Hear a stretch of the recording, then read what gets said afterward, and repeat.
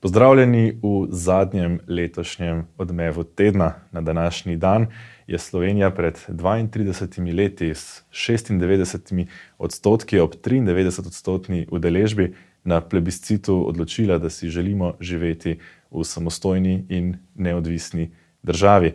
Oziroma, kot je na današnji dan povedal predsednik Demosa Jože Pučnik. Jugoslavija ni več. Gre za Slovenijo. Z menoj v studiu je dr. Andrej Fink, politolog, profesor in pravnik. Pozdravljen. Hvala lepa, dober dan. Skupaj bova pokomentirala dogajanje tega tedna, še prej pa kanček nostalgije. Jaz osebno sem premlad, da bi doživel to vzdušje, to vrenje v času plebiscita. Sami ste ga spremljali iz Argentine. Kako je bilo takrat? Ja, hvala lepa. Res nostalgija. Človeku grejo misli nazaj in na tiste trenutke, ki sem jih spremljal iz daljave. Očitno, več tisoč kilometrov nas je ločevala morska razdalja. In takrat smo Slovenci po svetu, povsod, posebej še pa tudi v Argentini, zelo odblizu spremljali ves ta razvoj, ki je trajal pravzaprav že od leta 85, bi rekel, da postavim neko številko, neko leto, gledali evolucijo dogodkov v Sloveniji in kako smo potem prišli do tega trenutka plebiscita. Seveda Slovenci v Argentini nismo imeli pravice, da bi volili, da bi se izrekali za ja ali za ne. Smo pa organizirali to, da smo vsaj simbolno bili navzoči tisti dan. Namreč eden izmed naših rojakov tam, ki je pozneje prišel v Argentino, je imel jugoslovanski potni list. In ker je imel jugoslovanski slovenski, zato je bil tukaj registriran in zato je imel tudi tukaj volilno pravico. On je prišel sem voliti. Istočasno je pa prinesel s seboj bi rekel po domače rečeno, cel pok, celo vrsto dolgih listov, kjer so bili naši podpisi, ker smo mi zbirali podpise zato, da bomo vsaj simbolno navzoči ob tem velikem dogodku. In tisti kolega, prijatelj, je prišel takrat v Slovenijo, on sam oddal svoj glas, istočasno pa postavil na mizo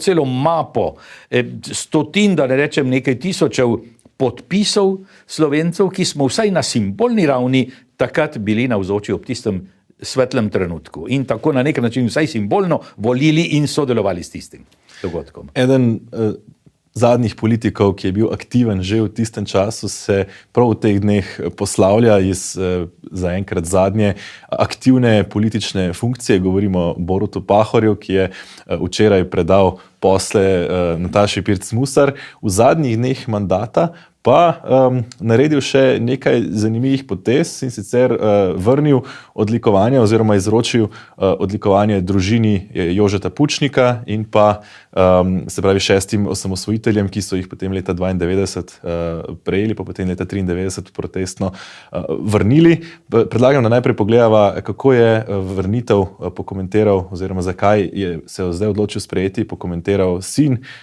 že pokojnega Jožeta Pučnika, Gorazd Pučnik, kar je povedal v vroči temi. Takrat ni bilo primerno, moj oče v bistvu komaj umrl. Strnjeno povedano, 20 let je bilo tam časa, da bi to mu podelili, če takrat ni. Takrat moj oče ne bi sprejel z raznih vzrokov, ki zdaj nima smisla poglabljati, ampak mislim pa, da se je v tem 10-letnem obdobju predsednik Pahor izkazal, je imel en zgleden odnos do spomina na Jožeta Pučnika in po mojem tudi na določene zadeve vezane na osamosvojitev in na Demos. Ne? In ker predsednik Pahor je rekel prav, da so ljudje zadeve na svojem mestu, ne? In zato smo to sprejeli. Skratka, Pučnik je sprejel zdaj po 16 letih to odlikovanje. Kako ste vi spremljali to dogajanje? Kaj želi Borut Pahor s temi odlikovanji sporočiti še v zaključku svojega mandata? Ja, kot je sam predsednik Pahor rekel, je s tem stvari postavil na svoje mesto. To se mi zdi zelo zanimiv izraz ali pa izrek, ali pa definicija tega, kar je on hotel storiti. To se pravi, njemu se je zdelo, da nekaj ne štima, bi rekli po domače, ker to so bili res osamosvojitelji, ki so si res zaslužili tisto. Oni so takrat dobili to odlikovanje, ampak to odlikovanje je bilo, kot sem jaz že kdaj napisal o tem, razvrednoteno s tem, da so istočasno, ko so ga dobili res pravi osamosvojitelji, ta šesterica, ki so za to imeli vse zasluge, istočasno sta pa dobila to tudi druga dva gospoda, ki za to nista imela absolutno nobenih zaslug, ki sta bila nasprotno, bi rekel na kratko, na hitro povedano, proti osamosvojitelja. Če ti daš enemu, ki so istočasno za in proti, potem ne veš, kaj si hotel povedati. No, in ker sta bila odlikovana s tem zlatim znakom tudi ona dva gospoda, mislim na dr. Bavcona pa na dr. Pleterskega, ki sta dobila tisto zlato odlikovanje ravno tako kot osamosvojitelji, ravno zato so rekli potem, ta šesterica je rekla, ja, tle neki ne gre, potem vrnemo, če ne vem, kaj je važnejše tukaj. In ne vem, kaj je takratni predsednik, gospod Milan Kučan, hotel s tem povedati. In sta to vrnila, in so to vrnili, ta šesterica je to protestno vrnila s protestnim pismom. Zdaj, jaz sem že rekel, da je ta zlati znak na ta način z odlikovanjem tudi onih dveh, ta zlati znak oziroma odlikovanje bilo razvrednoteno. Predsednik Pahor ga je pa s tem spet ovrednotil, ker je rekel, ne, zdaj ga damo pa samo vam, samo za to, ampak ne, ker bi bilo to ponovno podeljevanje, oziroma ne, ker bi to ponovno odlikovanje, ampak je bilo samo ponovno izročanje, kajti gospodje, to vam pripada, po naravi, naravno vam to pripada. In zato vam jaz to še enkrat izročam, kot vam je bilo nekoč izročeno, brez prave kvalitete, ker je bilo razvrednoteno, kot sem rekel, zdaj vam pa ovrednoteno, jaz to ponovno izročam. To je vaše.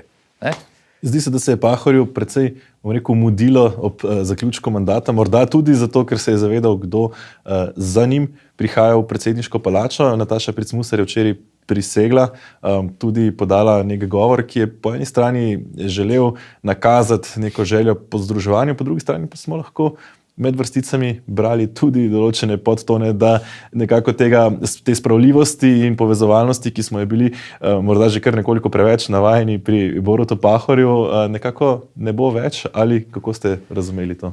Ja, pri Borutu Pahorju smo opazovali skozi leta, to desetletje, dveh mandatov, 5-letnih, ki jih je on, ko je on zasedal predsedstvo republike, smo prav opazovali evolucijo. In evolucija pri njem je šla, bi rekel, v pravo smer, v smer spravljivosti. Morda nismo bili vsi zadovoljni z vsem, kar je on storil, vendar, ponavljam, evolucija je šla v pravo smer. In tako je on prišel zdaj, v zadnje tedne, mesece svojega mandata in na nek način dokončaval, dopolnjeval to svojo spravljivost. Zdaj, očitno je tudi, da je nova predsednica, bom rekel, nepopisan papir, ker še ne vemo, kaj bo. Lahko bo vse zelo dobro, kot nismo v začetka veliko zaupali gospodu Pahorju, pa se je potem izkazovalo, da se je zadeva spremenila na boljše. Bom rekel, dajmo nek kredit novemu predsedniku, ki je tokrat predsednica, ženska, prvič, vsa čast v tem smislu, ampak dajmo ji kredit za to, da vidimo, kaj bo naredila. Vsekakor, če bi človek hotel malo bolj natanko analizirati njeno preteklost, kdo jo je predlagal, kdo se je z njo veselil ob njenem uspehu in take stvari. Imamo lahko kakšne dvome, ampak ponavljam, pustimo se presenetiti. Morda bo pa vse to. Zdaj, kakšnih novih stvari v govoru, ko je ko je prisegla, ni kaj novega povedala, pač človekove pravice, to je ona že v kampanji stalno ponavljala, da bo pokončna, da se ne bo pustila, da se ne bo uklonila in take stvari. Torej to recimo, da je v redu. Če bi človek hotel še bolj fino razlikovati, bi lahko tudi kakšne podtone našel glede prejšnjega predsednika Pahorja, zakaj se mu je zahvaljevala, pa zakaj se mu ni. Ne, tudi tam bi lahko kaj gledali, to si lahko samo vsak zase misli ali pa v kakšnem pogovoru tako le pove. Jaz lahko samo na to spomnim, ker se pač tukaj le pogovarjava. Pahor je pravzaprav dal en namik, ko se je poslovil s poslanico, približno dobro minuto trajajočo, o kateri je poudaril spravo in pa da je želel biti predsednik vseh Slovencev. Ne? Ja, seveda, namreč zadeva je to. Sprava je v slovenskem narodu še tista bom rekel, še nestorjeno dejanje, ki ga pa krvavo, bom rekel, beseda morda ni najbolj primerna, ker je bilo v naši polpretekli zgodovini preveč krvi, in jo ne bi smelo biti. Ampak zato pravim, kako jo močno potrebujemo, to sem hotel reči, ko sem rekel to, kako močno potrebujemo sprave. Slovenski narod se mora spraviti, ker če ne je med nami, kot je zanč rekla neka gospa prijateljica, če ne med nami hodijo neki živi mrtveci, na eni in na drugi strani pa so mrtveci na tisti, ki so bili pobiti, pa v Macesnovi jami, tisti so mrtvi, so pa mrtveci tudi tisti, ki so danes pa že 70 let živi, pa so oni znotraj mrtvi. In zato ni vsebin. In zato ponavljam, to so živi mrtveci, ki kar nekaj tvezijo, nekaj, skoraj bi rekel, blefirajo marsikdaj. V resnici je pa to nekaj mrtvega in mi pa, slovenski narod pa ni nekaj mrtvega, ampak smo nekaj živega in to smo dokazali ravno 23. decembra, takrat pred 32 leti.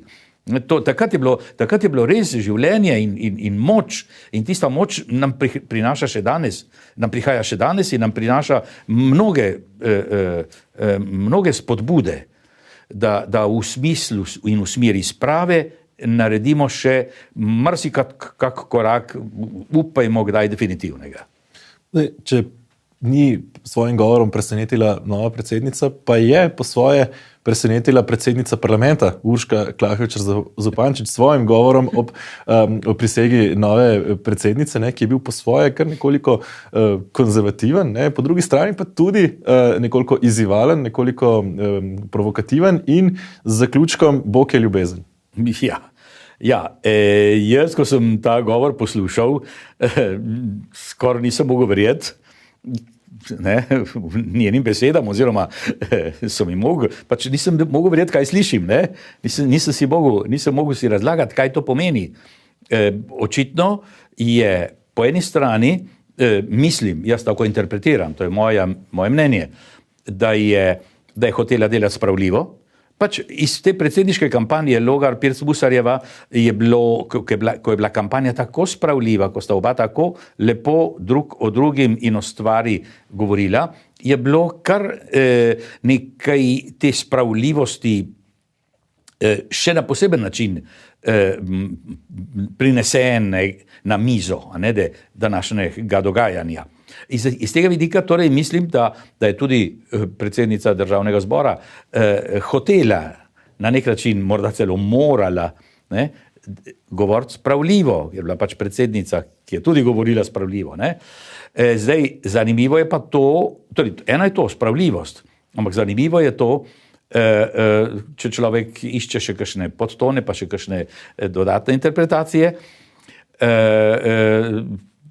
kar tako tudi ni bilo to rečeno. Ona je brala, te besede so bile zelo, zelo pazljivo izbrane. Ona je naredila rekel, celo zgodovino slovenskega naroda, na kratko, na hitro, ampak ona se je ustavila v glavnih mejnikih naše zgodovine in tisto poudarjala. Iz tega vidika sem jaz videl, to je zelo konzervativen govor, kot ste vi rekli. Res konzervativen govor. tiste pretekle vrednote cele slovenskega naroda skozi tisočletja. Ona je začela s Karantanijo, ali pa še malo prej nekako, no. Dejansko je začela že z Emono, pa s Celejo, pa s Ptujem, ne, torej Petovijo. Ona je to poudarjala, ko smo bili tako vajeni, da vse tisto, kar je bilo prej, da je bilo vse zavržno, da je nova zgodovina se je začela šele leta 45 ali tam nekje, ne. Tako da je ona vse tisto izpostavljala in na dan prinesla kot vrednote. To je zame res nekaj novega. Si pa seveda mislim, da je lahko tudi kakšen drug političen namen bil pri stvari, namreč ta spravljivost, da bi ob krizah, ki se napovedujejo, vse smo že v eni, v dveh, ne, že popolnoma potopljeni noter, ne, ampak da se ob krizah, ki se javljajo in ki se napovedujejo, skuša čim bolj povezovati z vsemi, tudi z opozicijo ali pa z delom opozicije in morda skuša blažiti učinke te notranjega pomankanja vsebine te koalicije in skuša dobivati vsebino iz kakšne opozicijske stranke. Morda navdih ob recimo enem izmed njenih predhodnikov, Mateju Toninu, ki je tudi v parlamentu na koncu enega svojih govorov zaključil Bog živi Slovenijo, ne, in potem bil deležen kar neke kritike. Ne. Ja, jaz sem takoj, ko je ona rekla na koncu Bog je ljubezen z velikim nasmehom, sem jaz rekel, ja, ali je to spreobrnenje, nad katerim bi bil jaz iskreno vesel, ali je to kaj drugega. Ampak sem se takoj pomislil, kje pa so predstavniki levice, ki so ob Toninovem tistem vzkliku, ki mimo grede lepo po domače rekel, Bog vas živi, pa je takoj nekdo iz levice skočil, ne, slovenska država je po ustavi torej ločena od cerkve. Ne. Ja, kaj pa današnja omemba Boga od strani predsednice parlamenta, kako bojo pa lahko upamo, da bodo dozoreli do te mere, da bojo razumeli, da je to pravzaprav lahko nekaj normalnega, ne pa nekaj, v kar bi se... Absolutno nekaj normalnega, pa si ti lahko malo bolj veren, malo manj veren, hodiš nedeljo k maši ali ne, ampak je to neka vrednota, ki je med nami in ki se jo spomnimo v važnih trenutkih. Ne samo, kadar kličemo najvišjega za to, da nam odzame neko bolezen pri hiši ali pa da se ga primemo takrat, ko je huda ura, ampak tudi takole ob takih priložnostih. Slovenca je te dni nagovoril tudi vodja opozicije, predsednik največje opozicijske stranke, Janez Janša, ki je njegova stranka imela ta teden v soboto tudi svet stranke. Zdaj, kaj so se pogovarjali, ni povsem jasno. Jasno je recimo neka želja, ki smo jo zaznali v anketi Domovine, po neki recimo temu svežini na tem delu političnega spektra. Kako ste videli to dogajanje na tem področju, oziroma kako gledate na te klice po svežini? Ja, gledajte, klici po svežini, dejansko, to je zanimiv izraz, no, pravzaprav, dejansko klic po svežini svežino bi si človek želel za celo Slovenijo, v vseh strankah, povsod. Ne samo za eno ali za drugo. Neke svežine si želimo vsi, zato da bi šli iz neke vrste, bi rekel, zatohlega ozračja, ki je že predolgo med nami, ne, in ga predolgo vdihavamo. Neke megle, pa ne gre za Ljubljansko kotlino, ampak neka megla, neko zatohlost in te svežine si dejansko vsi želimo. Zdaj, kako se bo ta svežina odražala, ne vemo, bomo videli, pač nihče ne ve, kaj bo jutri, nekateri ljudje pač, vsi, no, normalni ljudje, pa normalne države, pa normalna podjetja načrtujejo 20 let naprej. 20 let naprej, pozor, ne? Velika podjetja, pa važne države, mi sploh države, morajo načrtovati za naprej. Pa tudi stranke, pa tudi ljudje moramo načrtovati za naprej. To je pravilno, to je logično, to je naravno, razumno, da tako delamo. Ne? Zdaj, vi sprašujete o eni konkretni osebi, konkretni stranki, ja, lahko gotovo razmišljajo. Gotovo, pa ne samo oni, ne samo stranka SDS, ampak tudi stranka NSI razmišlja. Sej tudi ta stranka, pa tudi druge stranke razmišljajo. V gibanju Svoboda neprestano razmišljajo, kaj in kako. Pa v gibanju Levica še toliko bolj, saj so oni eni izmed tistih, ki delajo neprestano razmišljanja za naprej. Ne? Tako da jaz mislim, da to ni nič novega. Ne? Vprašanje je, kako bo vse tole nastalo, kako se bo vse to preformuliralo. Ne? In iz tega vidika bi človek samo želel, da se vse to razjasni, ampak v dobro vseh, ne? Zato da bomo vsi ohranili in lahko podpirali vedno dobre in eksperimentirane politike. Zato da ne bomo govorili, kdo naj bo manj, ampak raje kdo naj bo še več. Zato da bomo eksperimentiranih politikov imeli čim več v Sloveniji, ki smo tako mlada država, bo rekel, starodavn, tisočletni narod, ampak v mladi državi. Iz tega vidika nimamo kaj preveč izkušenj, zato tudi moramo paziti na svoje voditelji, ki jih imamo, ki imajo izkušnje, kontrolirati, seveda, demokratično, ampak to na nek način pač uspremljati. In to podpirati, pač vsako prevetritev, vsako sproščenost. Pogledaj še nekoliko na tuje. Ukrajinski predsednik Volodymyr Zelenski je opravil prvi obisk tujine po začetku vojne v Ukrajini. Obiskal je nepričakovano ZDA, ki je daleč največji donator pomoči Ukrajini.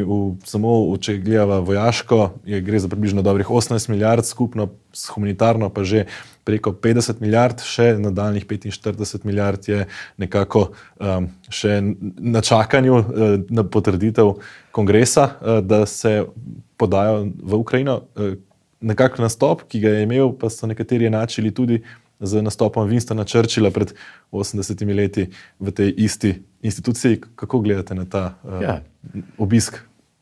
Ja, gledajte, takrat, ko že omenjate Churchilla, takrat med drugo svetovno vojno, ne, je Churchill bil absolutno odvisen od Združenih držav Amerike. No, tudi Ukrajina danes. Zato pa, točno tako kot Ukrajina danes, absolutno odvisna. Takrat je bila sicer velik britanski imperij, je bil takrat čisto na tleh in če ne bi, in veliki britanski Churchill je samo čakal, kdaj bo ZDA, kdaj bo Severna Amerika stopila v drugo svetovno vojno. Tam pa tega Amerika ni mogla narediti, ker je bil ravno Roosevelt tisti, ki je 2-krat, 3-krat zmagal na volitvah z geslom, nikoli ne bomo vstopili v nobeno vojno. In so ga ljudje volili. Ne? Tako da jim je še kako na hvalo prišel japonski napad na Pearl Harbor. Ne? In potem je prišel noter in takrat je potem Churchill rekel, Združene Amerike so našle svojo dušo, neki tazga je rekel, a ne, rekel, rečeš, vendar, čakali smo, da bo to zdaj, se bo pa zadeva obrnila. In se je, seveda. Ne?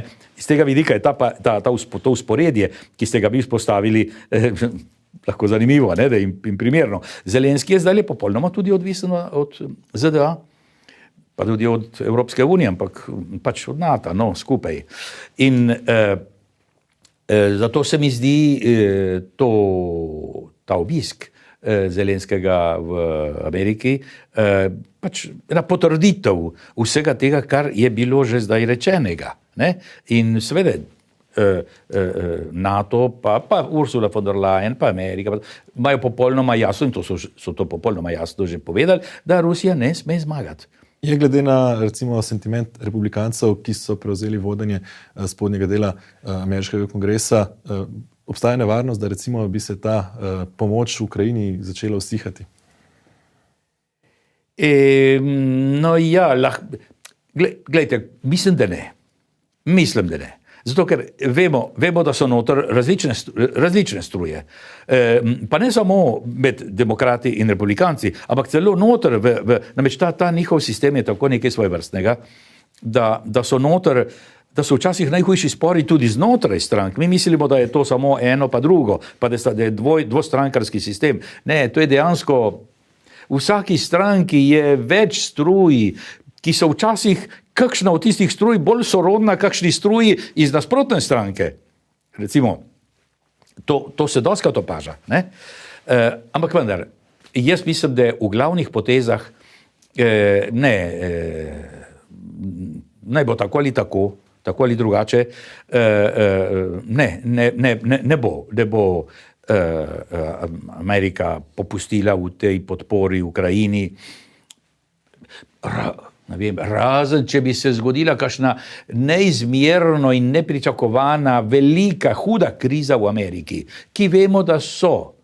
Amerika, te države, te Združene države Amerike so v krizi, to gotovo.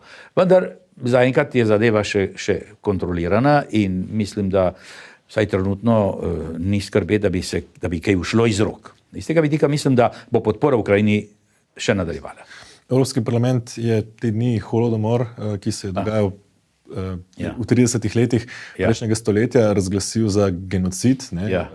S tem je nekako jasno sporočilo Rusiji, glede da je Sovjetska zveza tista, ki je izvajala ta genocid nad Ukrajinci, potegnjene so bile določene paralele tudi recimo z zdajšnjo vojno. Zanimivo je pa to, da med slovenskimi poslanci, recimo naša, bomo rekel, predstavniki levih strank, so samo en glas od 4 namenili tej resoluciji, ki je bila sicer veliko večino potrjena. 3 so se vzdržali, tako ali drugače, Milan Brglez celo izrecno, češ, da to ne bo prineslo miru v Ukrajini. Na drugi strani Grošelj in Nemec sta izmuznila glasovanje.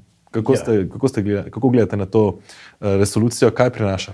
Ja, resolucija govori čisto o nekem zgodovinskem dogodku. Groznem. Tako kot so bili zgodovinski dogodki, mnogi drugi genocidi, o katerih ne bomo zdaj naštevali. In tudi ta genocid, ta holodomor, je bilo treba pravilno ne ovrednotiti, to se pravi negativno, oceniti kot strahota. In to smo čakali že dolgo časa. Zdaj, to je čist en zgodovinski dogodek. In to, kar je danes bilo narejeno, je bilo nekaj zgodovinskega, ponavljam, že pričakovanega. Sveda je zdaj konotacije, pač kakšne vzporedja, da se je ravno danes to zgodilo. Ja, morda je pomagala ruska agresija na Ukrajino. Morda je pomagala. Ampak naj bo tako ali drugače, ni bilo narobe. Ni bilo narobe. Kaj je motiviralo? Kaj je bila končna motivacija? Ja, morda je bila ta ruska agresija. Ampak ni pa bilo prav nič narobe, da je ta resolucija prišla do življenja. Da so pa kakšni poslanci volili po svoje, bom rekel, ja, bi rekel, da morda tudi nič novega, ampak na tak način so se ti ljudje nekako izrekli, izpostavili so se pred slovensko javnostjo, pa tudi pred svetovno, pa tudi pred evropsko, kot nekaj neprimernega. Vedno, ko človek nekaj naredi, nekaj reče, nekaj napačnega, kakšno neprimerno besedo, kakšno neprimerno gesto, dejanje, s tem sebe kvalificiraš. S tem ti govoriš o sebi. In vsi drugi to vidijo in lahko delajo svoje zaključke. Tako da zaključka pa prišlo tudi svetovno prvenstvo v Katarju, kjer je zmagala vam pri srcu, verjetno predvidevam, Argentina. Kako ste doživeli to zmago svetovnega prvenstva in kako ste spremljali dogajanje v Buenos Airesu? Smo lahko videli 5-milijonsko množico recimo na ulicah, kar je za Slovence nekoliko nepredstavljivega. Ja, seveda, 5 milijonov v enem dnevu, 2 dneh, tamle na glavnih cestah, ja, to so 2 Sloveniji in pol, ne? Z našimi merili je to nekaj nemogočega, se ne da razumeti to, ne? Zdaj, spremljal sem z velikim veseljem to zmago, predvsem zato, ker so v glavnih tekmah zelo dobro igrali, predvsem pa v zadnji tekmi so zelo dobro igrali in Francozov v prvem polčasu praktično ni bilo nikjer, da se tako ekstremno izrazim. Šele potem je prišlo, zaradi golov Mbappéja in tako dalje, v eno bi rekel, ravnotežje, pa kljub temu na koncu so se pa tudi spet Argentinci spet opomogli in spet odlično igrali. Potem je pa zadeva postala definitivna z 11-metrovkami. Mislim, da je Argentina zaslužila to. Ponavljam, dobro igrali. Kar pa zadeva zdaj slavje, to veselje doma, je pa lahko zadeva nekoliko dvorezna ali pa na to lahko gledam nekako z mešanimi občutki, pač veselje veliko, prav, ampak če pa veselje pride izven nekih tirnic, bomo rekli, tisto pa tudi ni pravo veselje. Človek se vsaj sprašuje, no, če je to res pravo veselje ali kaj je to. Ne. Zdaj, kakšne res hudi zgredi, celo nesreče, nerazumna dejanja, ki jih je bilo mnogo, to je pa potem stvar, ki nekako vse nekoliko obarva, malo bolj negativno. Ne. Ampak, no ja, zdajle je Argentina nekoliko potrebovala tega veselja, zato da se malo izmaže, nekoliko malo pozabi na hude gospodarske težave, ki jih že nekaj časa ima. Gospod Pink, hvala, ker ste bili gost v našem studiu, da sva pogledala, osvetlila, bom rekel, dogodke tega tedna. Mi, spoštovani gledalci, pa si pogledamo še nekaj dogodkov, ki so odmevali v tem tednu. Potem, ko je že nekaj tednov v medije pomalem prihajala zgodba zlorab umetnika in duhovnika patra Marka Ivana Rupnika, je v nedeljo s konkretno izpovedjo nekdanje redovnice in žrtve zlorabe postalo jasno, da ne gre le za prazne obtožbe v luči frakcijskih bojev znotraj katoliške cerkve, ampak spolne, psihološke in druge zlorabe znanega slovenskega umetnika velikih razsežnosti. Z veliko žrtvami, za kar so vedeli tudi nekateri predstojniki v slovenski cerkvi, med drugim se omenja škofa Alojzija Šuštarja. Včeraj so tiskovno konferenco sklicali tudi pri slovenski škofovski konferenci, kjer so povedali, da so trenutni škofje za zlorabe izvedeli iz objav v medijih, da dogajanje spremljajo z veliko žalostjo in da se zavezujejo, da bodo žrtvam pomagali. Pozivajo pa tudi k ločevanju med obsodbe vrednimi dejanji Rupnika ter njegovim duhovno-umetniškim opusom. Čeprav ima Državna volilna komisija do 24. januarja čas, da ugotovi, koliko se je zmanjšalo število volivcev, po domače, kdo je pred referendumom umrl, kar je pomembno za določitev kvoruma, je rezultat referenduma že ugotovljen. Bliskovito je o pritožbi razsodilo tudi Vrhovno sodišče, a glave vodilnih na RTV Slovenija vendar še ne bodo takoj padle.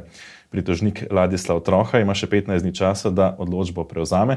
Na to, po napovedih predsednika programskega sveta Petra Gregorčiča, sledi še ustavna presoja zakona, ki je po mnenju različnih pravnikov neustaven. Sekanje glav na RTV se bo tako zamaknilo konkretno v leto 2023. Predsednika pa smo ta teden dobili tudi v Državnem svetu. Potem, ko prejšnji teden svetniki predsednika niso uspeli izglasovati, je to zdaj postal Marko Lotrič. Zdravniški sindikat Fides je za 11. januar napovedal enodnevno opozorilno stavko. Opozarjajo na nevzdržne razmere v zdravstvu ter zavračajo politizacijo, ki se po njihovem mnenju dogaja v zdravstvu. Prav tako pa ne verjamejo obljubam vlade, ki napoveduje, da bodo njihove zahteve naslovljene v novem zdravstvenem stebru, ki ga pripravljajo. Minister za delo Luka Mesec pripravlja največji dvig minimalne plače v zadnjem desetletju. Ta se bo dvignila kar za 100 evrov. Odzive gospodarstva še pričakujemo, so pa kritični do vlade, ki je bistveno manj proaktivna kot druge evropske države, ko gre za ukrepe zoper draginjo energentov. Državljani bomo to čutili prek občutnih podražitev, ki jih lahko po napovedih trgovinske zbornice lahko pričakujemo že v januarju. Kar 43% trgovin zajetih v raziskavo Evropske komisije je na črni petek kršilo pravila Evropske unije.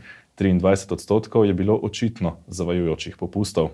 Popusti pri izdelkih se morajo nanašati na najnižjo ceno, ki je za izdelek veljala v zadnjih 30 dneh pred popustom. Tako, prišli smo do konca. Ekipa Domovine vam vošči blagoslovljen Božič in vse dobro v novem letu.